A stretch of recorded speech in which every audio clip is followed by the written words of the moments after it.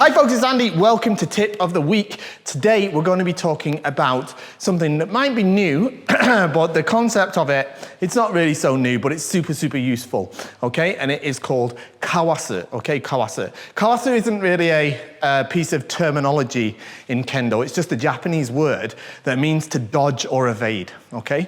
And the way we're going to look at it and use it today is going to be really, really useful for you, especially when you are participating in tournaments, okay? So, what we're looking to do is when the opponent comes to attack us, Kawasu makes part of our defense. And obviously, the best defense is to be able to do some kind of ojuwaza, but it's not always possible, all right? Sometimes in the thick of it, things are getting very exciting. You don't maybe have the chance or not potentially in the position to do an ojuwaza. But if you can pull off a good evasion with Kawasu, then you can make a good atouchi strike instead.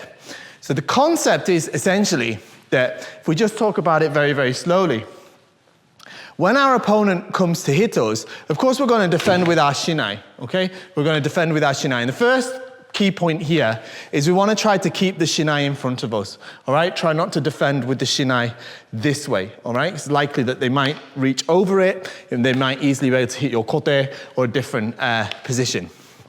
So we're going to keep the shinai in front of us, okay? But what's more important is we're also going to evade with our feet. Now, the counterintuitive thing almost here is that as we make this defense, we're going to actually step forwards into their distance, okay? Right?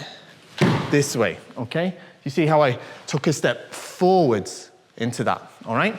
So as they come to strike, I'm taking a step in on my right foot, covering with my shinai here. My right foot's coming across, and then I'm going to bring my left foot round. Obviously, they're going to keep with their momentum forward this way, okay? And I'm going to bring my left foot round. They're going to have realized, of course, that they were defended. So their attention is going to return to me, okay? And then this is going to give me a chance to strike potentially, all right? But the first thing I want us to focus on is this action of Kawasu, okay? When she comes for that strike, I put myself in a good position. And this is really, really useful. As you can imagine in the shiai, if you're right on the edge of the line, maybe you've just done the hikiwaza. Maybe you've just done the hikiwaza this way. You go right to the edge of the line. They're going to try to come and push you out. This gives you a chance to get out of the way, okay? And maybe they'll go out instead, all right? But the real key point, I can't stress this enough, is that as we make that defense, we step forward this way and turn with our left foot. So we're back in a good position to make a strike should we need to, okay? It's much better, you can imagine, than after this hikiwaza, she comes for the men taiatari, trying to push with the taiatari this way. If she's much bigger than me, much stronger, has better technique, she might send me out of the shiai-jo. But in this case, instead, I can avoid leaving the shiai-jo by using my footwork and this kawasu motion, okay? Then we can use it to make a strike. Okay, we can use it to make a strike if it comes from this position. Obviously, after the men strike, her hands might be above her head. This way, even if she turns to me, so maybe I'll have a difficult route to the men. So I have to watch my opponent, see how they react each time. If I find myself in this position, I have the chance to hit the hikido. Okay, one more time. This one, I have the chance to hit the hikido. If instead, as I come this way, as I move to hit, she goes to defend the men, she thinks I'll hit the men, I also have the chance to hit the hikigote, right, from here. Hikigote, okay?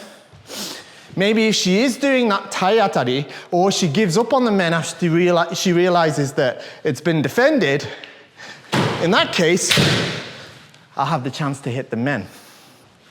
Okay?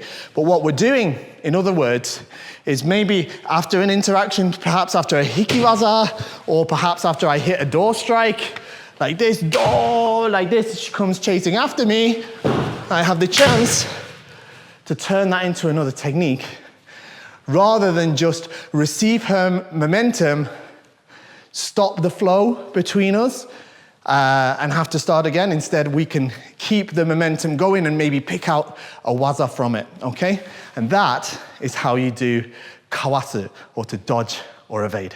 So I'm adding this scene in post-production because I forgot to film it when filming this video. But one aspect of doing kawasu correctly is the direction in which you move when defending. I mentioned earlier in the video that you have to step forward as you do it. The example on the screen shows what happens when you step backwards as you defend. This obviously puts you out of distance, and it makes it so the opponent will notice that they've been defended and they will defend themselves. All right, so do not, what's on the screen now is a bad example. Do not move backwards as you defend, but instead move forwards as demonstrated earlier in the video.